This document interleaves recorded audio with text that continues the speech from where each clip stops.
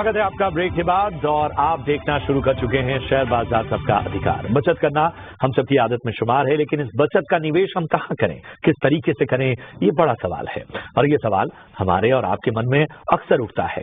तो yes securities के लक्ष्मीकांत शुक्ला साहब जुड़ चुके हैं और इसके साथ ही अजीत मिश्रा साहब रेलिगियर ब्रोकिंग से भी हमारे साथ इस चर्चा में शामिल हो रहे हैं। तो आप सभी का स्वागत था शेयर बाजार सबका अधिकार में। और पहले जो कॉलर हैं उनको अपने साथ जोड़ते हैं। नवीन मित्तल साहब हमारे साथ हैं इस वक्त। नवीन जी नमस्कार, कहां से बात कर रहे हैं? मैं गाजियाबाद से बात कर रहा हूं। बताएं नवीन, किस तरह से मदद की जाए आपकी, किस स्टॉक पे आपका सवाल है? बस मेरे पास पीएनबी के 1900 शेयर हैं 100 रुपीज पे। ठीक है, ये मेरा न्यूनतम नजरिया है। ठीक है, दूसरा मेरे पास टाटा मोटर है 462 पे। ओके, हाँ, तो इस पे क्या करें? दोनों पे आपका नजरिया लॉन्ग टर्म का है? हाँ जी, मेरे पास लॉन्ग टर्म भी है और लॉन्ग टर्म ही है आगे। ठीक है, ठीक है।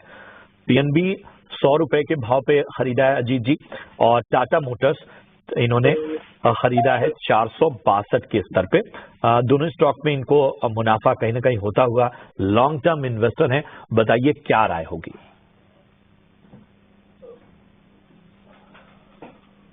अजीत जी जरा अपने आप को अनम्यूट कर लें आप। ओके, गुड मॉर्निंग प्रशांत। सो बेसिकली देखिए, स्टॉक दोनों ही अच्छे हैं और जिस तरीके से हमने देखा है कि टाटा मोटर्स ने डेफिनेटली अंडर परफॉर्म किया है within the auto basket of late, but long term trend अगर आप देखेंगे तो वो अभी भी पॉजिटिव साइड पे इंटैक्ट है। इन्होंने काफी नीचे की बाइंग, ऑलमोस्ट वहां से अभी double of the price already trade कर रहा है।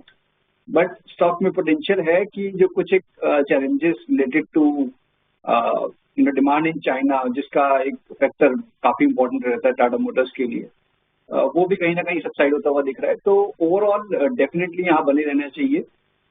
स्टॉक वैसे भी करेक्ट कर चुका है, ऑलमोस्ट हम देख चुके हैं कि अपना रिकॉर्ड हाई से करीब करीब 15 से 20% हम ऑलरेडी करेक्शन देख चुके हैं, इनफैक्ट उससे ज्यादा ही।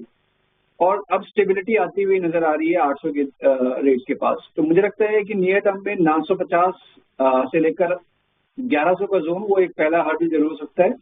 बट जब भी वो क्रॉस कर जाएंगे तो फिर दोबारा से एक नया ट्रेंड इमर्ज होगा स्टॉक में। डेफिनेटली यहाँ बने रहने की रिकमेंडेशन होगी। सेम पीएनबी में भी एक अच्छा करेक्टिव फेज ओवर हो चुका है within the PSU basket. No doubt ये थोड़ा सा अंडर परफॉर्म जरूर कर रहा है within the PSU banking space, because SBI और बैंक ऑफ बड़ौदा ये लीड कर रहे हैं आउट परफॉर्मेंस में, शॉर्ट टर्म में नहीं बल्कि मीडियम और लॉन्ग टर्म में भी। तो अगर ये चाहें तो उनमें स्विच कर सकते हैं, बट अदरवाइज यहाँ पे भी आप बने रह सकते हैं। नेक्स्ट स्विंग में अब जो कि काफी टाइम इन्होंने ऑलरेडी इन्वेस्ट कर दिया है स्टॉक में, तो 140 से लेकर 150 का जोन होगा, वो पहला हार्ड होगा जहां से कि ये रिवर्स हुआ था, और फिर इवेंचुअली करीब 160-170 तक के लेवल्स पॉसिबली आपको लॉन्ग टर्म में दिख सकते हैं। ओके, सो नवीन जी आपके दोनों सवाल का जवाब अपनी पोजीशंस को इंटैक्ट रखे, बनाए रखे, ये अजीत की तरफ से इस वक्त आपको राय मिलती हुई पंजाब नेशनल बैंक और साथ ही टाटा मोटर्स। देखिए ऑटोमोबाइल स्पेस में हम देख रहे हैं इस वक्त थोड़ी सुस्त चाल जरूर नजर आ रही है, लेकिन साथ साथ एंसिलरीज, ऑटो एंसिलरीज पर खास तौर से जैसे कि टायर स्टॉक्स पर नजर जरूर रहनी चाहिए, क्योंकि वहां पर एक्शन जो है वो इस वक्त तो देखने को मिल रहा है। बहरहाल आप आज ही खरीदा क्या? नहीं, पहले से लिया हुआ है 205 पे। अच्छा, चलिए अभी आपके भाव के पास ही है स्टॉक का। नजरिया आपका क्या है, लॉन्ग टर्म का या शॉर्ट टर्म का? मैं लॉन्ग टर्म का है सर जी। ठीक है। अजीत जी, इंजीनियर्स इंडिया 205 के भाव पे इन्होंने खरीदारी की हुई है, और इरकॉन इंटरनेशनल की अगर हम बात करें तो ये इन्होंने 191 के आसपास खरीदारी की हुई है। तो बताइए इन दोनों स्टॉक पे आपकी क्या राय होगी? बिल्कुल प्रशांत, देखिए यहाँ पे एक चीज जो इमर्ज हुई है कि पीएसयू बास्केट जहाँ पे कि काफी अच्छा करेक्टिव फेज हम देख चुके हैं, अब वहाँ पे रिकवरी अक्रॉस दी बोर्ड आपने धीरे धीरे आते हुए देखी है। स्टार्ट हुआ था डिफेंस रिलेटेड स्टॉक से, उसके बाद पीएसयू बैंकिंग, और अब आपको इंजीनियरिंग, रेलवेज, ये सारे स्टॉक्स रिकवर होते हुए नजर आ रहे हैं। तो इंजीनियर्स इंडिया का भी उसको बेनिफिट मिला है। स्टॉक ने अपने मेजर एवरेजेस को रिक्लेम करने की कोशिश कर रहा है। आज के सेशन में वो अटेम्प्ट है बेसिकली। हो सकता है शायद थोड़ा बहुत यहाँ पे कंसोलिडेट हो और उसके बाद नेक्स्ट लेग में करीब 225 से लेकर 230 नियर टर्म में मुझे लगता है कि यहाँ पे, क्योंकि लंबी अवधि के लिए या उसके बियॉन्ड भी वेट कर सकते हैं। मेरे हिसाब से 230 को ब्रेक हो जाने के बाद इनके पास पोटेंशियल रहेगा स्टॉक में दोबारा से अपने हाईज को रिविजिट करने का। वहीं पे इरकॉन की अगर बात करें तो यहाँ पे भी ऑलमोस्ट सिमिलर स्ट्रक्चर एकदम आप देखेंगे आइडेंटिकल लगेंगे आपको देखने में, जो इंजीनियर्स और इरकॉन का प्राइस बिहेवियर। ये भी अपने मेजर एवरेजेस के पास आके थोड़ा सा अभी कंसोलिडेट कर रहा है। यहाँ पे भी यही दिख रहा है कि 230 से लेकर 230 ब्रेक हो जाने के बाद 250 तक के लेवल्स और 250 के बाद फिर एक नई शुरुआत होगी, एक नई तेजी की। तो एज ऑफ नाउ मुझे लगता है कि अगर आपका शॉर्ट टर्म का नजरिया है, एक बार निकलना चाहते हैं 250 के बाद एक अच्छी अपॉर्चुनिटी होगी, उसके ऊपर सस्टेन होता है, रुकता है, then definitely you can reenter. But for a timing now मुझे लगता है वहां जाके एक बार डेफिनेटली रुकना चाहिए स्टॉक को। स्टॉक पर आपको एक खास रणनीति के तहत आगे बढ़ना होगा, जैसा कि हमारी इस खास मुहिम में आपके सवालों के जवाब देने की लगातार कोशिश। एक और सवाल देख लेते हैं। रोशन कुमार व्हाट्सएप के जरिए उन्होंने सवाल भेजा है और उनकी खरीदारी पावर ग्रिड में है। 400 शेयर्स पावर ग्रिड के खरीदे हैं, 330 अपने एंट्री पॉइंट से बता रहे। इन्हीं स्तरों के आसपास इस वक्त पावर ग्रिड का स्टॉक जो है वो ट्रेड करता हुआ दिख रहा है। अजीत, पिछले एक महीने के ट्रेंड को भी अगर देखेंगे कुछ खास मूवमेंट इस स्टॉक में नहीं है। इनफैक्ट पिछले 6 महीने से ही इस तरह की चाल पावर ग्रिड में नजर आ रही है। क्या लगता है इन्हें क्या करना चाहिए? रोशन के लिए राय क्या होगी? बिल्कुल वहां से देखिए, यहाँ पे काफी लंबा कंसोलिडेशन देख रहे हैं, बट कहीं ना कहीं एक हेल्दी कंसोलिडेशन इसको हम कहेंगे, कंसिडरिंग कि काफी स्ट्रॉन्ग मूव आया था उससे पहले, जो कि स्टॉक करीब 160 से 360 तक की जो रैली इसने दिखाई थी। तो एक healthy time wise correction basically हम देख रहे हैं स्टॉक में। अभी ऑफलेट क्या अच्छी चीज हुई है कि जो रिसेंट बेस बना है वो प्रीवियस बेस से थोड़ा हायर बना है, तो बेसिकली ये एक इंडिकेशन है कि नेक्स्ट स्विंग में शायद आपको दोबारा से अपने रिकॉर्ड हाइस के पास जाने का रीअटेम्प्ट करते हुए नजर आए। तो मेरी राय होगी डेफिनेटली इनको बने रहना चाहिए। अब 310 ये एक मेजर सपोर्ट की तरह इसमें डेवलप हो गया है। जब तक कि ये होल्ड हो रहा है तब तक डेफिनेटली इनको बने रहना चाहिए।